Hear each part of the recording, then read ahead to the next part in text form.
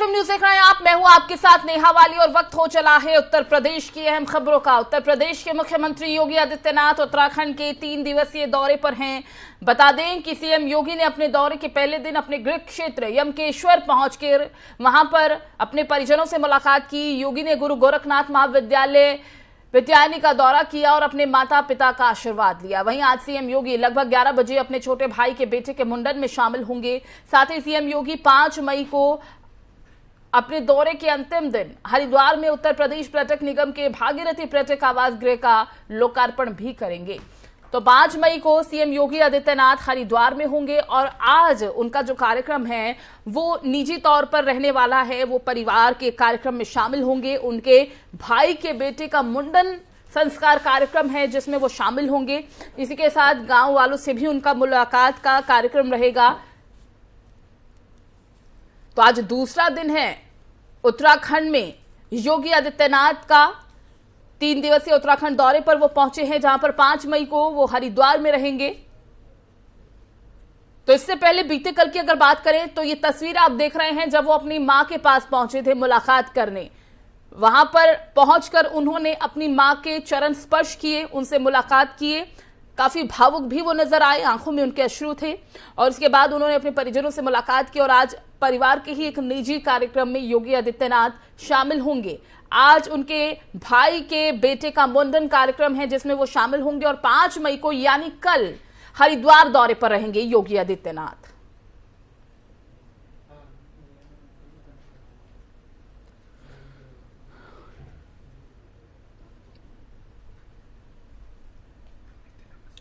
तो इस खबर पर ज्यादा जानकारी के लिए हमारे संवाददाता नितिन का रुख कर लेते हैं। नितिन, योगी आदित्यनाथ 3 दिवसीय उत्तराखंड दौरे पर हैं। आज उनके दौरे का दूसरा दिन है, क्या कुछ खास कार्यक्रम आज रहने वाला है?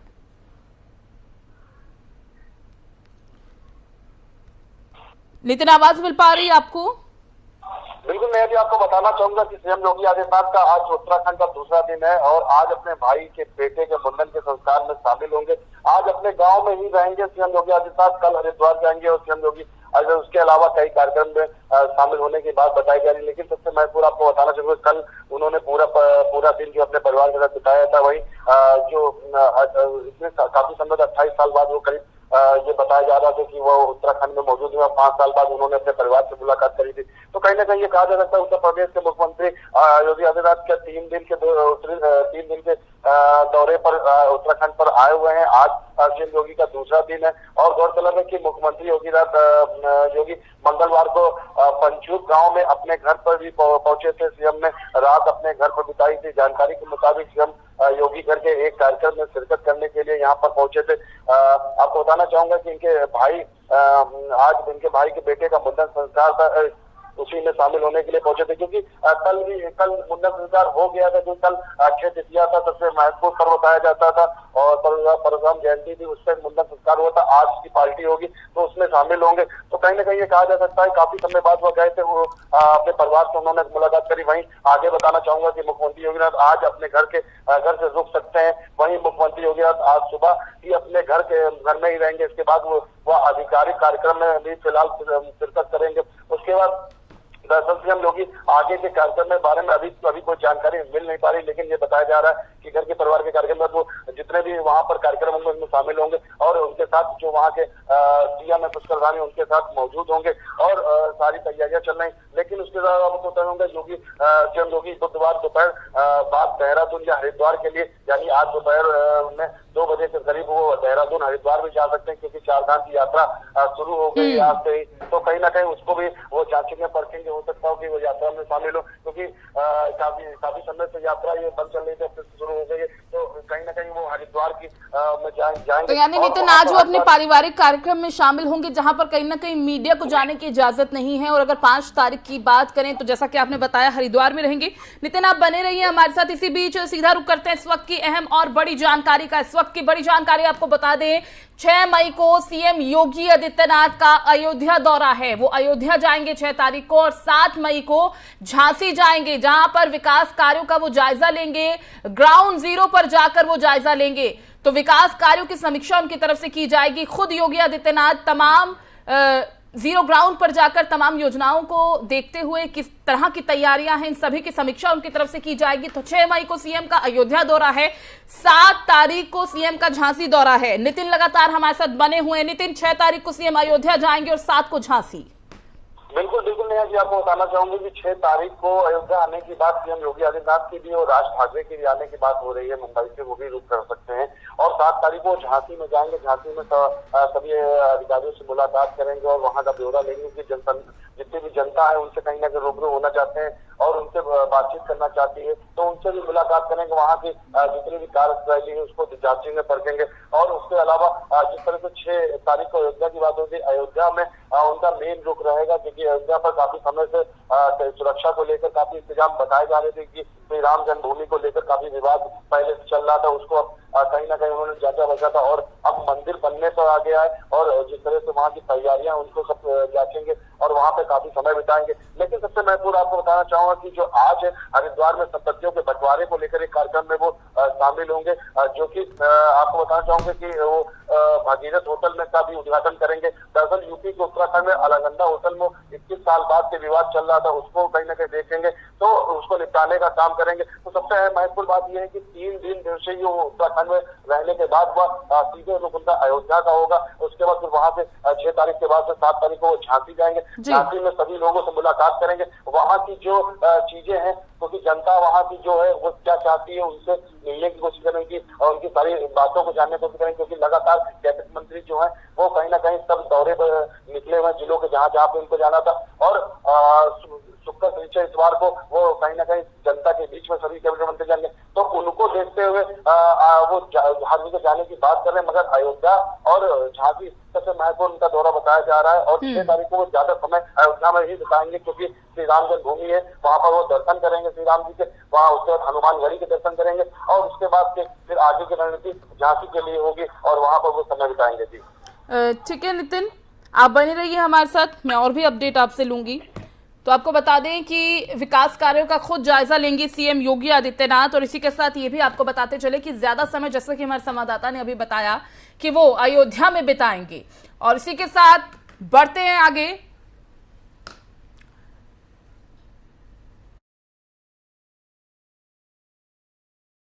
आपको बता दें कि शत्रु संपत्ति मामले में आजम खान की जमानत याचिका पर आज सुप्रीम कोर्ट में सुनवाई होगी। अब सवाल खड़ा यह होता है कि क्या आजम खान और जेल का रिश्ता खत्म होगा, क्योंकि आजम खान की ईद इस बार जेल में ही बनी, लेकिन आज एक बार फिर उनके समर्थकों की उम्मीद मन में जगी है कि आज आजम खान को जमानत मिल जाएगी। शत्रु संपत्ति मामला जिसमें आजम खान की जमानत याचिका पर आज इलाहाबाद हाईकोर्ट में सुनवाई होनी है। बताते चले कि साल 2019 में सांसद बनने से लेकर अब तक आजम खान के खिलाफ कुल 72 मामले दर्ज हैं। इनमें से 71 मामलों में उन्हें जमानत मिल चुकी है। सिर्फ एक मामला बचा है शत्रु संपत्ति का और इसी मामले पर आज सुनवाई होनी है। नितिन लगातार हमारे साथ बने हुए हैं। नितिन, अभी तक क्या जानकारी मिल पा रही है, क्योंकि आज इस मामले पर सुनवाई होनी है, किस वक्त ये सुनवाई होगी और कब तक फैसला आ सकता है, क्योंकि जो समर्थक है वो उम्मीद से भरे हुए हैं कि आज आजम खान रिहा हो सकते हैं। बिल्कुल, आपको बताना चाहूंगा नेहा जी, शत्रु संपत्ति मामले को लेकर आज आजम खान की जमानत याचिका पर सुनवाई है और इस मामले में हाईकोर्ट ने 5 महीने से फैसला सुरक्षित रख रखा था और आज कुछ नए तथ्यों पर सुनवाई होनी है और फैसला भी आ सकता है। आपको बताना चाहूंगा कि शत्रु संपत्ति मामले में जमानत याचिका पर सुप्रीम कोर्ट ने सुनवाई न हो पाने के चलते आजम खान को ईद पे जमानत नहीं मिल पाई थी। ईद उन्होंने जेल में ही बिताई थी। इसके अगले यानी ईद के अगले दिन यानी आज उनके लिए कहीं ना कहीं कोर्ट में सुनवाई की जा रही है और ये कहा जा सकता है कि आज इनको जमानत मिल सकती है। मगर गौरतलब है कि आपको बताना चाहूंगा कि आजम की अर्जी पर सुनवाई पिछले 4 साल से पूरी तरह हो गई, लेकिन 4 दिसंबर को अदालत ने अपना फैसला रिजर्व कर लिया था। आज उस पर सुनवाई होनी उनके वकील द्वारा बताया जा रहा था कि 11 बजे तक ये कोर्ट में हाजिर होंगे और कोर्ट में ही सुनवाई होगी। हाईकोर्ट के लिए 4 मई की मुकदमा करी थी जिसमें सुनवाई होगी। आप बताना चाहूंगे 2019 में सांसद बनने के लेकर अब तक आजम खान के खिलाफ कुल 72 मामले दर्ज हुए थे, जिनमें 71 मामलों में उन्हें जमानत मिल चुकी थी। एक मामला जो शत्रु संपत्ति का है उसमें आज सुनवाई होनी है और हो सकता है कि आज उनको यहाँ से निजात मिल जाए और जमानत मिल जाए, क्योंकि सुप्रीम कोर्ट में नहीं हो सकी थी सुनवाई। इसको लेकर काफी चर्चा में थे क्योंकि वकील ने सुप्रीम कोर्ट में याचिका दाखिल कर इलाहाबाद हाईकोर्ट की जमानत याचिका पर आदेश सुनिश्चित करने के लंबे अरसे में फैसला लंबित रखा गया था। उनमें मैं बताना चाहूंगा, उन्होंने मामले में जल्द फैसला सुनाए जाने को लेकर अपील दायर की थी। इस मामले में सुनवाई को लेकर सुप्रीम कोर्ट ने 2 मई तारीख पर सुनवाई नहीं हो सकी थी, इसलिए आज 4 मई को अगली तारीख मुकर्रर कर दी गई और इसमें आज सुनवाई होनी है। और आपको बताना चाहूंगा कि आजम खां 2019 में जो अजीम नगर थाने में शत्रु संपत्ति पर कब्जा कर जौहर यूनिवर्सिटी में मिलाने के आरोप में ही मामला दर्ज कराया गया था। पुलिस में इसमें चार्जशीट भी दाखिल कर दी गई थी। इस मामले में 4 दिसंबर यानी आज कोर्ट में सुनवाई होनी है और कोर्ट में इसका निर्णय सुरक्षित कर दिया जाएगा। लेकिन सबसे महत्वपूर्ण बात ये बताऊंगा कि जिस तरह से अब्दुल्ला ने ट्वीट किया था उनके बेटे ने कि उनकी ईद की रही और उनको अच्छा नहीं लगा, तो कहीं ना कहीं ये कहा जा सकता है उन्होंने मीडिया पर और शासन प्रशासन सब पे टारगेट किया था उन्होंने ट्वीट के द्वारा। लेकिन ये कहा जा सकता है कि आज अगर सुनवाई होती है और उनको जमानत मिल जाती है तो सबसे अहम बात होगी, क्योंकि यही बताया जा रहा है कि उनको आज जमानत मिल जानी चाहिए, क्योंकि सारी। ठीक है नितिन, और अगर आजम खान को आज जमानत मिल जाती है जिस तरह की उम्मीद जताई भी जा रही है, और अगर आज उनकी रिहाई हो जाती है तो ये इस मद्देनजर भी बहुत ज्यादा अहम होने वाला है, क्योंकि उनके बाहर आने के बाद ये माना जा रहा है कि उत्तर प्रदेश की सियासत में कई तरह के अलग रंग देखने को मिल सकते हैं। बिल्कुल नेहा जी, जिस तरह से लगातार राजनीतिक हलचलों में तेजी बढ़ गई है, जो कि लगातार उनसे कोई ना कोई मिलता हुआ नजर आ रहा है, चाहे वो दीपक यादव हो और चाहे अखिलेश यादव का एक प्रतिमंडल गया हो और उसके बाद ओम राजभर भी गए थे और प्रमोद कृष्णन जी कांग्रेस के गए थे। तो लगातार कहीं ना कहीं सभी पार्टियों का रुख उनकी तरफ मुड़ा हुआ है। तो अब सबसे अहम बात ये होती है कि आजम खां अगर जेल से रिहा होते हैं तो किस तरफ वो रुख बदलते हैं, क्योंकि हो सकता हो कि छोटी छोटी पार्टियों को मिलाकर एक गठबंधन बना सकते हैं। क्योंकि शिवपाल जी के साथ उन्होंने मुलाकात करी तो ओम राजभर से मुलाकात करी, प्रमोद कृष्णन से मुलाकात करी, लेकिन सपा से वो नाखुश चल रहे हैं, सपा से वो अलग हटकर काम करना चाहते थे, क्योंकि उनके प्रतिनिधिमंडल से उन्होंने मुलाकात नहीं करी थी। रविदास मल्होत्रा खुद गए थे, अरमान जी के साथ गए थे जो यहाँ के विधायक है दोनों लोग, और उसके बाद उनसे मुलाकात नहीं करी, काफी समय तक वो बाहर रहे। तो ये कहा जा सकता है कि सपा से कहीं ना कहीं वो नाखुश चल रहे, क्योंकि उनका पहले से भी ये इल्जाम था कि 2 साल से ऊपर हो गया सीतापुर जेल में उनसे कोई मिलने नहीं गया। तो इसको लेकर कहीं ना कहीं काफी कयासें चल रही है कि अब सपा इससे दूर होना चाहते हैं और शिवपाल जी से जिस तरह से मुलाकात करी तो हो सकता है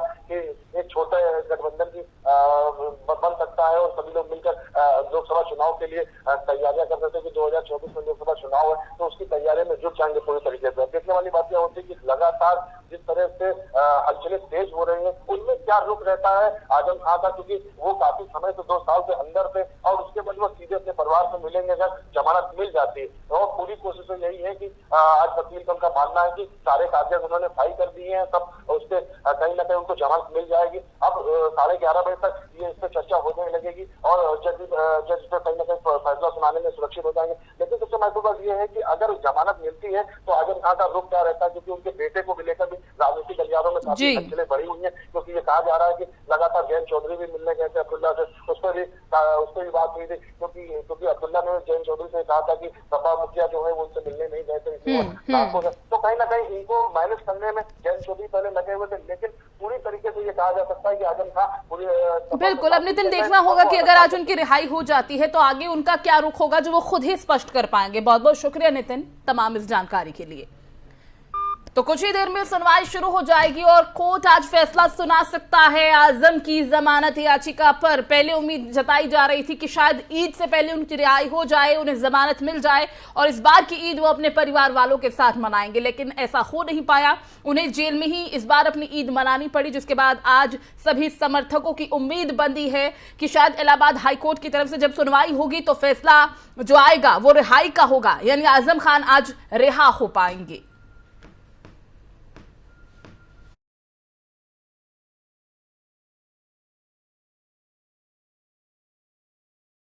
अगली खबर प्रयागराज से है, जहां पर बढ़ रही लूटपाट और हत्या के मामलों की रोकथाम के लिए स्थानीय पुलिस अब एक्टिव मोड में नजर आ रही है। 22 अप्रैल को तरवई के खेवर राजपुर में हुई 5 लोगों की हत्या के मामले में पुलिस को बड़ी कामयाबी मिली है। हत्या और डकैती को अंजाम देने वाले 7 आरोपियों को पुलिस ने गिरफ्तार कर लिया है। दरअसल बीते दिन गश्त लगा रही पुलिस ने जब संदिग्ध लोगों को देखा तो रुकने का इशारा किया। इस दौरान बदमाशों ने पुलिस पर फायरिंग शुरू कर दी। पुलिस की तरफ से की गई जवाबी फायरिंग में गोली लगने से 3 बदमाश भी घायल हुए। मुठभेड़ के दौरान पुलिस ने 7 बदमाशों को गिरफ्तार किया। घायल हुए 3 आरोपियों को जिला अस्पताल में भर्ती कराया गया। जानकारी के मुताबिक ये सभी बदमाश सामूहिक हत्याकांड में शामिल थे। पूछताछ के दौरान आरोपियों ने खेवराजपुर में हुई हत्याकांड को अंजाम देना भी कबूला है। वहीं एसएसपी ने बदमाशों को दबोचने वाली टीम को 25,000 रुपए इनाम देने की घोषणा की है। तो पुलिस और बदमाशों के बीच ये मुठभेड़ हुई है, जिसमें 3 आरोपी घायल हुए, जिन्हें इलाज के लिए अस्पताल भर्ती कराया गया। इस खबर पर ज्यादा जानकारी के लिए हमारे संवाददाता इरफान खान का रुख कर लेते हैं। इरफान, पूरे मामले को लेकर क्या ताजा जानकारी मिल पा रही है? जी बिल्कुल, बता दें कि प्रयागराज के थाना करवाई क्षेत्र के अंतर्गत पुलिस ने जो है अंतर्राष्ट्रीय कुख्यात दर्दनाक जो हत्यारे थे उनका पर्दाफाश किया है, जो कि 3 गुर्दार बदमाश पुलिस की गोली लगने से गंभीर रूप से घायल हो गए थे। और बता दें कि उन्हें इलाज के लिए अस्पताल रवाना किया गया है। तो कुल जो है 7 कुख्यात डकैत जो है वो घायल हुए हैं।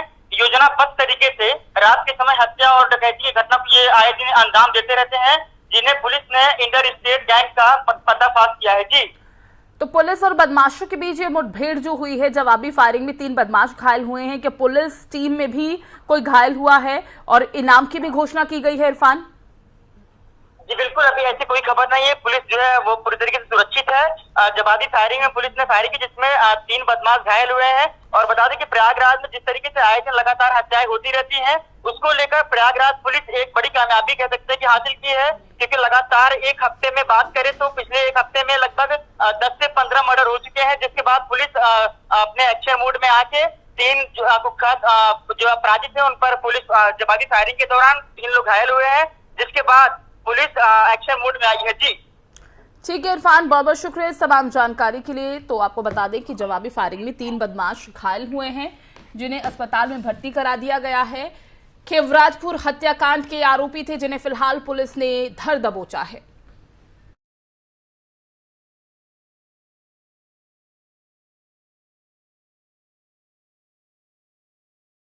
और उधर योगी सरकार में बदमाशों के हौसले भी दिन ब दिन बुलंद होते जा रहे हैं। बताते चले कि एक पुलिसकर्मी ईद की ड्यूटी कर थाने की तरफ वापस आ रहा था, तभी पुलिसकर्मी का सड़क हादसा हुआ। उसके साथ सड़क हादसा हुआ, जिसमें कर्मी पूरी तरह लहूलुहान हो गया। मोटरसाइकिल पर अवैध रूप से 3 लोगों ने पुलिसकर्मी के साथ मारपीट की। जानकारी के मुताबिक तीनों बदमाशों का नाम फैजल, वसीम और मोहम्मद शाद बताया जा रहा है। आपको बता दें कि तीनों बदमाशों ने पुलिसकर्मी के साथ अपशब्द और मारपीट की, अभद्रता की, जिससे पुलिसकर्मी बेहोश हो गया। हालांकि इस घटना के कुछ समय बाद पुलिस टीम ने तीनों आरोपियों को गिरफ्तार कर लिया। तीनों के खिलाफ संगीन धाराओं में केस दर्ज कर उन्हें जेल भेज दिया गया है।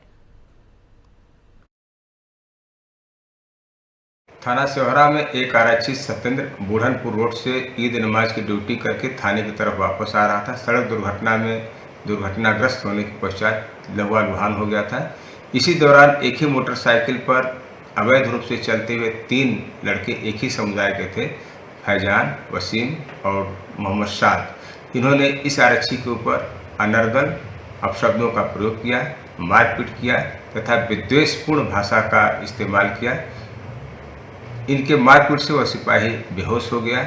लात भी मारा था। कॉस्मोस हॉस्पिटल में एडमिट है, गंभीर अवस्था में है।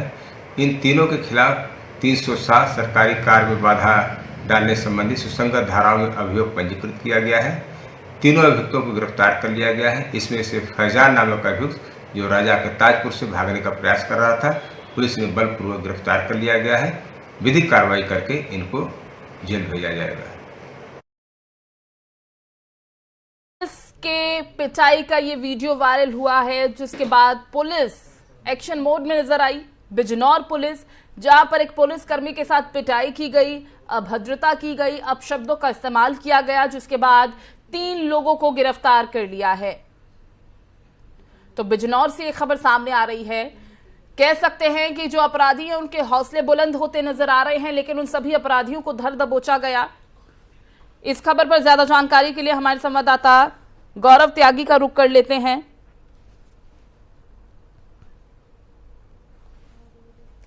उनसे जानकारी लेंगे, लेकिन इसी बीच आपको बता दें कि 3 जो आरोपी थे उन्हें गिरफ्तार कर लिया गया है।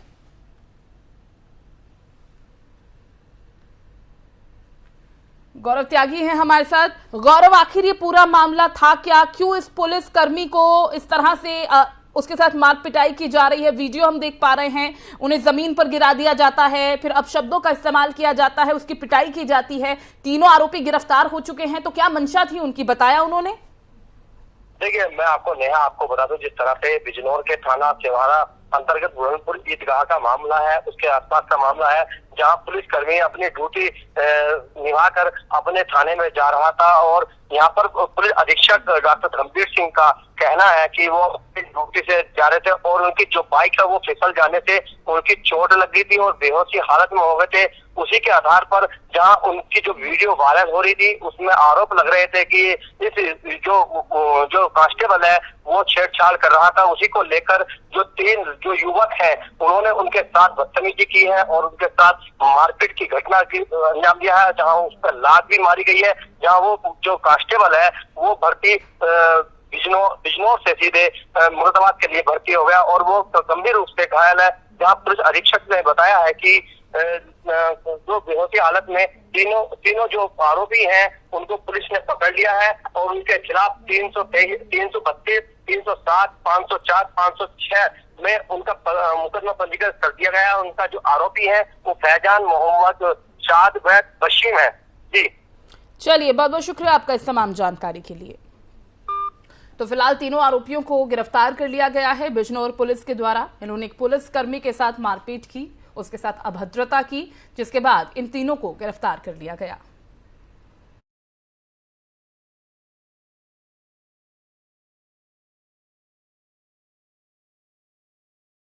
लक्ष्मी सॉल्विक्स प्लांट के गोदाम में भीषण आग लगने से अफरा तफरी का माहौल हो गया, जिसके बाद आसपास के इलाकों में धुएं के गुबार भी देखने को मिले।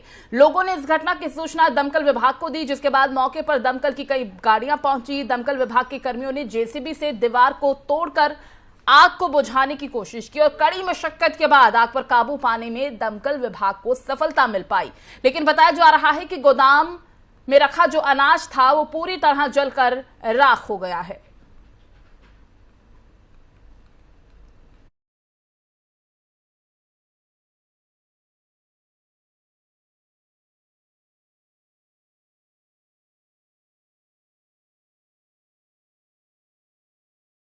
उत्तर प्रदेश की खबरों में फिलहाल बस इतना ही। बाकी अपडेट्स के लिए आप बने रहिए फिल्म न्यूज के साथ। नमस्कार।